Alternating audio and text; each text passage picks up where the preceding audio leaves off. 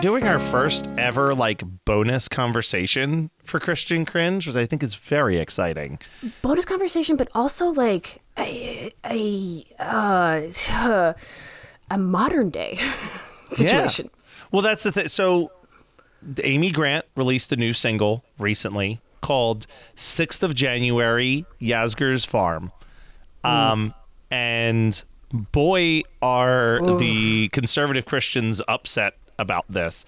I saw a video that was posted literally this morning from someone, and its title was Amy Grant More Irrelevant Than Ever. Wow. Yeah. So people are very upset at this. So I'm not sure if you know the very quick, for those of you who don't know Amy Grant, which I don't know how you're listening to Christian Cringe and you've just like never heard of her. Don't know. Yeah, especially the context of the era that we were really in. Amy Grant was obviously a CCM darling. Controversy arose in the 90s when she released the song Baby Baby as a mainstream, just plain old love song and not a worship song. That was the first of the many things that people disliked about Amy Grant. Then Amy Grant had the audacity to get divorced and remarry to someone else, that person being Vince Gill. That was the second major strike for Amy Grant to certain Christians. And then the most recent one was about 2 or 3 years ago when her niece asked her to officiate her wedding to her girlfriend. And she hosted it on her farm and said that there's nothing wrong with queer love in Christianity. And boy, did that set people off as well. Of course. Now here we are, I think 3 years after that wedding controversy. And out of nowhere, Amy Grant drops this new song. She did not write this song. This song was brought to her by a different songwriter, and she loved it and wanted to do it. Okay. And what this song is about, it's a very kind of, like, it follows a story, but the imagery basically is very strange.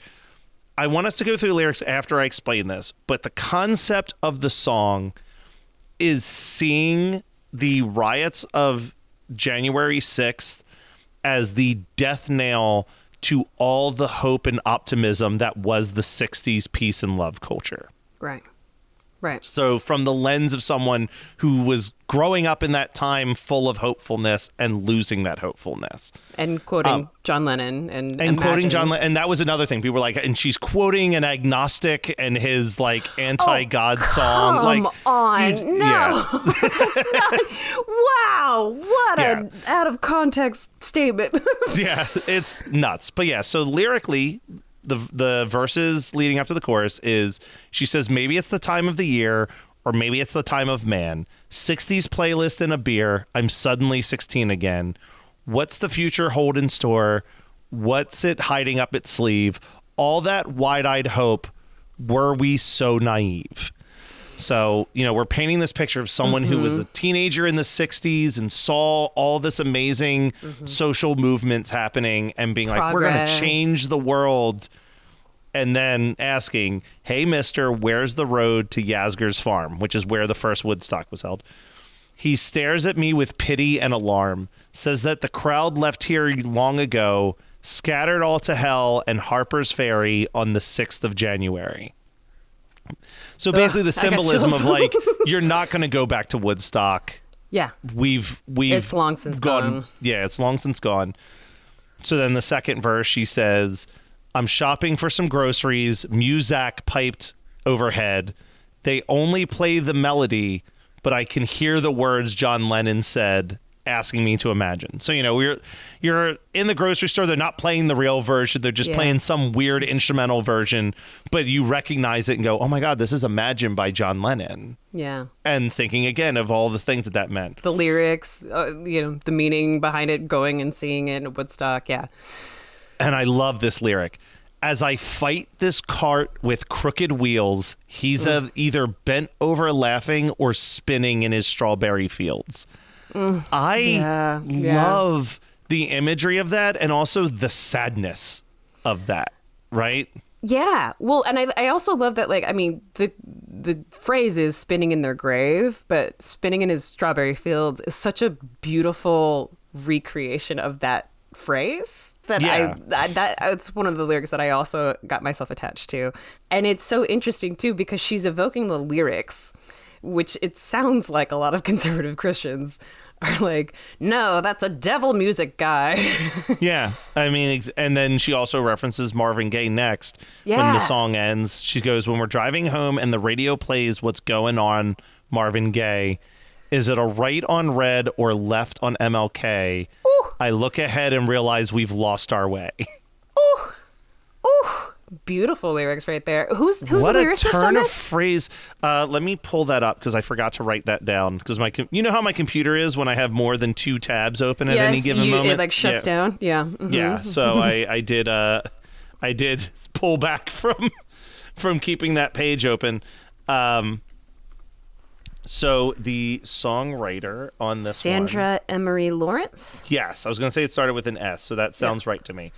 And I don't really know any of her other work or how she got in touch with Amy Grant. Yeah. But I mean, that turn of phrase of is it right on red, which is like a thing that you're allowed to do at some cars, or left on MLK, I look ahead and realize we've lost our way. Like, we've left MLK. We've left everything that he represent. Like, there's just, and obviously so many towns have an MLK Boulevard in Yeah. it. Like, Yeah. it's I think this song is beautiful. It's very country. Yeah. It's not like my go-to genre. No, but and- from a lyrical stance, I think that this song is such a home run for Amy Grant. It really is. I will say I find the video itself interesting. It's like this sort of sepia toned, painting over with like a different couple of like images and even John Lennon makes an appearance there. It's not my favorite music video, but I do love these lyrics so well. And Yeah. of course, it's Amy Grant. She's got a voice of butter, and I don't know what guitar that is. I think it's a dulcimer. I think she's playing a dulcimer. Okay. Yeah. What a hippie little instrument that is. But I do just love that she's out there. Yeah. Like, she doesn't, there is a world where Amy Grant could very easily just say nothing. She could have her beliefs and keep her beliefs to herself, but still make a ton of money being like beloved in the Christian music scene.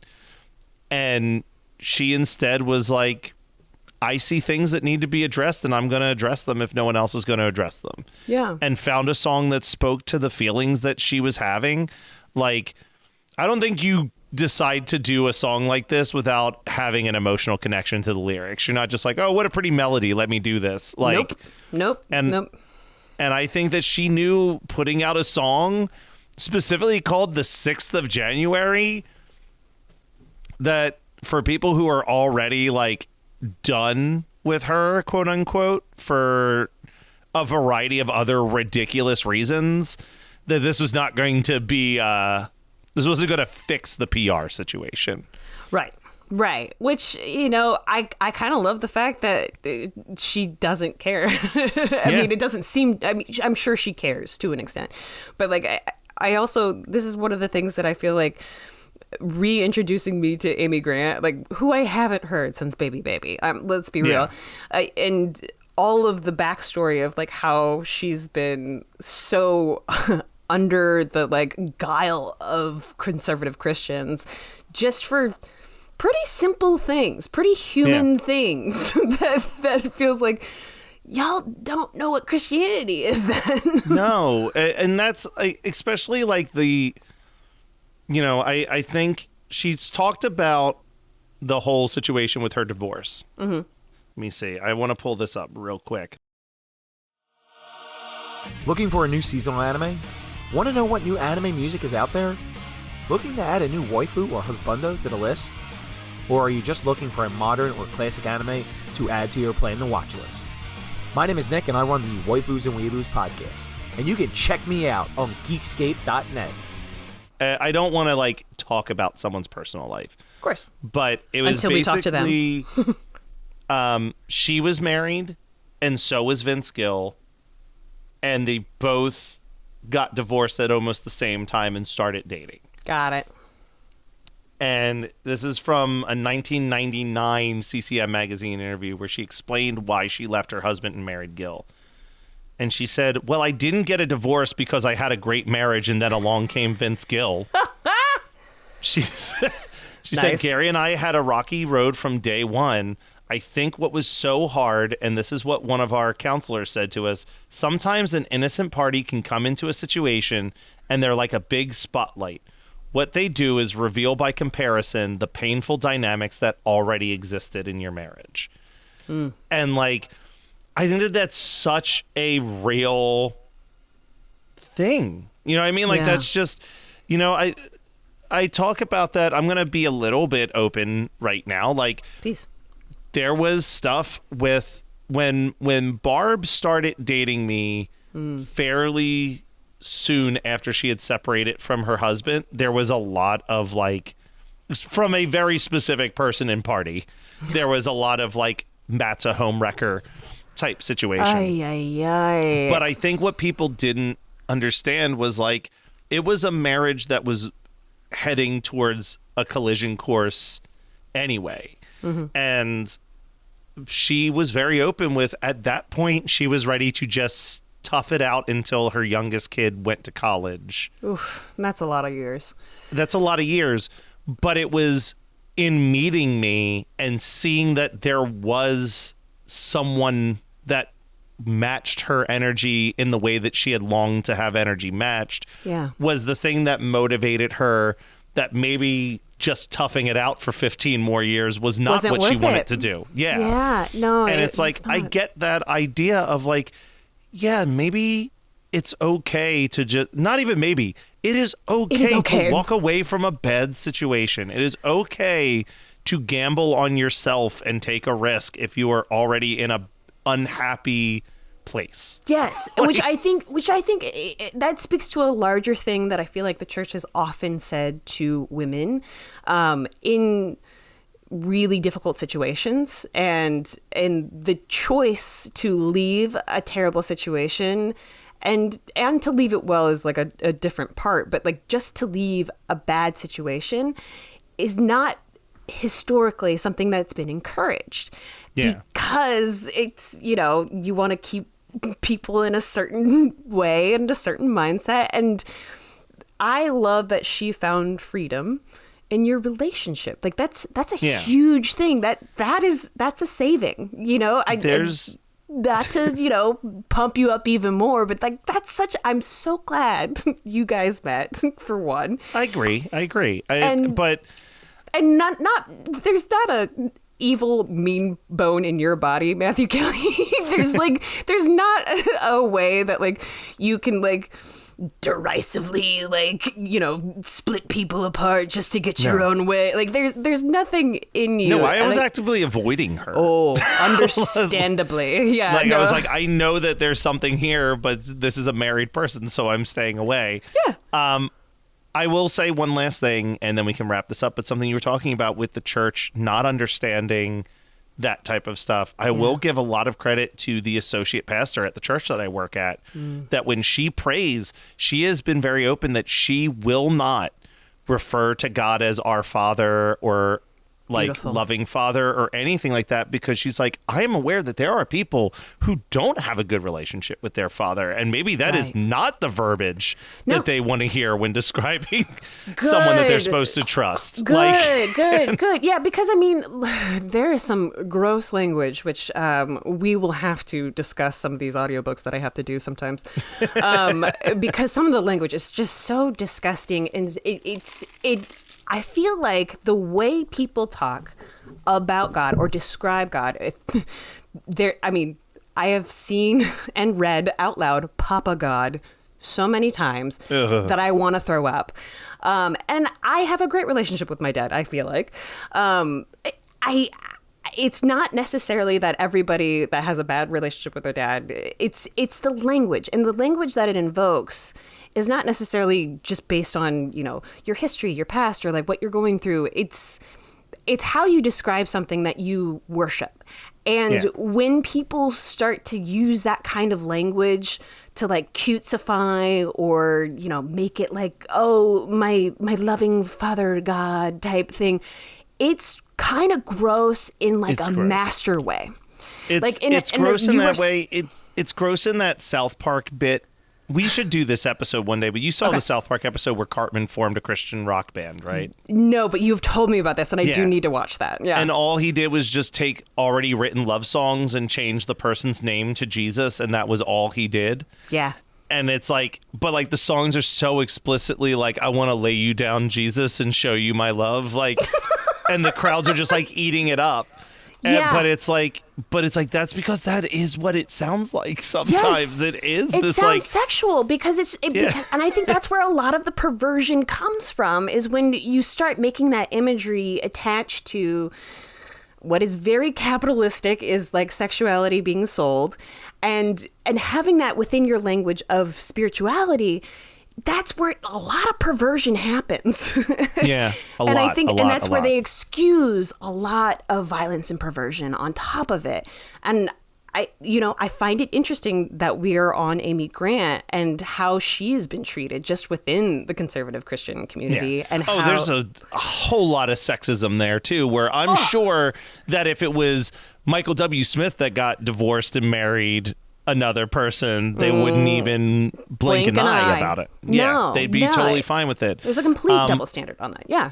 But yeah, I'm going to say high recommend from me on the Christian cringe scale. I would also say that there's a lot of, I would love to hear Amy Grant collaborate with Selmer, who we talked about last year, because there's a lot of Selmer in this. There's a lot of that like neo-folk, like alt country vibe here that I really, really like. Yeah, same. And like country is not usually my jam, but like this is the kind of stuff that, I don't know, reminds me of the Chicks, formerly the Dixie Chicks. I like rootsy country. I like stuff that feels more of that. Matt, I've got to make you listen to Monrovia. What is Monrovia? Monrovia. He is an immigrant that he was adopted in Monrovia, California, and that's become his. And he's got like folk music that is really good. Heavyfoot is the song of today. I'm going to add that to my playlist. Also, his Instagram and his social media stuff is like really great and really hopeful. So I would highly recommend that. But like Amy Grant and Monrovia and Selmer, like that trio combo, I just got chills. I gave myself chills, Matt. That's what we do here on Christian Cringe. We'll be back on Sunday with one of our regular episodes. But I mean, this was like a news story about a Christian artist from the 90s. We had to jump on it. Had to.